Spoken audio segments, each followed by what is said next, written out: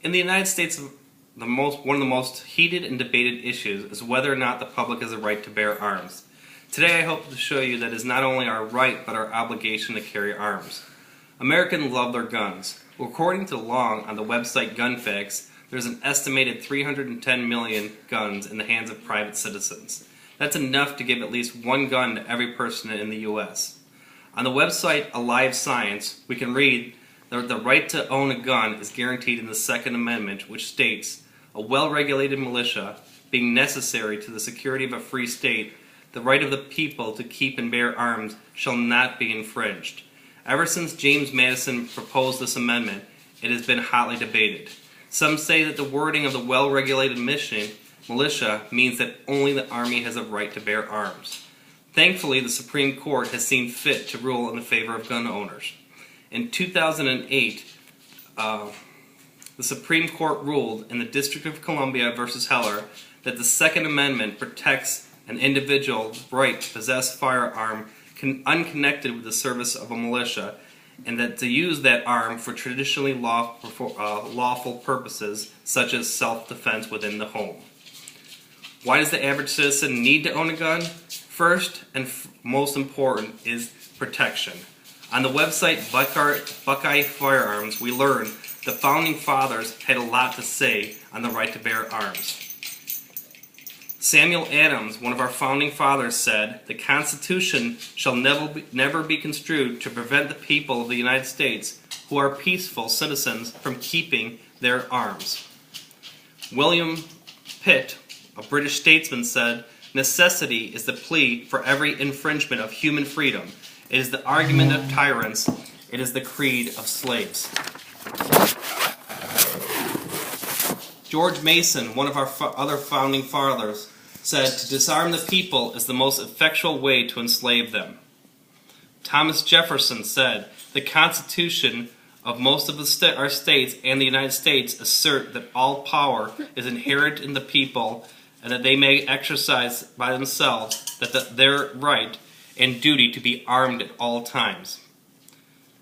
Ben Franklin, one of our Founding Fathers, said, "Those that would give up essential liberty to purchase a little temporary safety deserve neither liberty nor safety." The Founding Fathers knew firsthand why it is important not to let the government take away your guns. The government has shown that they will take advantage of legal loopholes to take away our rights. The Patriot Act allowed unprecedented intrusions in our private lives. The government abused this authority and chose instead to monitor its citizens. I'd like to show you a couple NRA gun advocate things. The experts agree gun control works.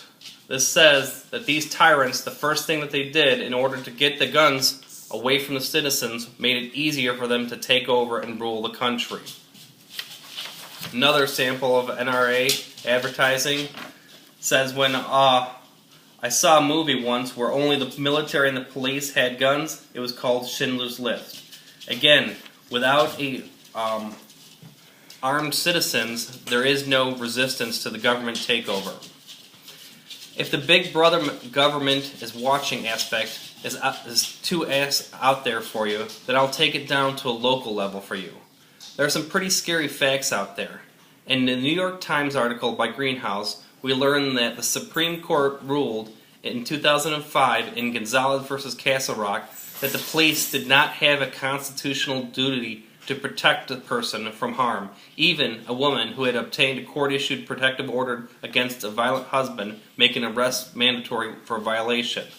The national average for 911 response times is 11 minutes. In rural areas, such as, let's say, Baxter County, the response time can increase significantly. There are only so many patrol cars available to respond to an emergency calls at any given time. If a 911 call came into a location such as halfway up Push Mountain Road, the response time could be close to 30 minutes to an hour. With these two facts in mind, we cannot rely on the police in the event of emergency. If someone was trying to break into your home or cause you harm, do you think that they would be nice enough to wait for the police to show up? If the preceding facts don't make you want to go and grab a gun, then let's take a look at a financial stake in the United States. there is an estimated 15 million people 16 years and up that go hunting. Most of these people also take part in other outdoor activities such as hiking and camping. Those hikers and campers pump an estimated $144 billion per year into the U.S. economy, which equals 1% of the gross domestic product. This amount of activity puts a lot of people at work. Again, this is just lawful citizens hunting and enjoying the outdoor activities. As a citizen of the United States, we have a right to carry concealed weapons. As stated on the website Procon, carrying a concealed handgun in public is permitted in all 50 states as of 2013, when Illinois became the last state to enact concealed carry legislations. With our laws that allow concealed carries, there are restrictions. States and counties frequently restrict where concealed weapons can be carried to exclude schools, government buildings, and establishments where alcohol is served. In conclusion, I would like to submit that owning a gun is not only good for America, but makes you a good America. Thank you. My name is Blair Brzezinski.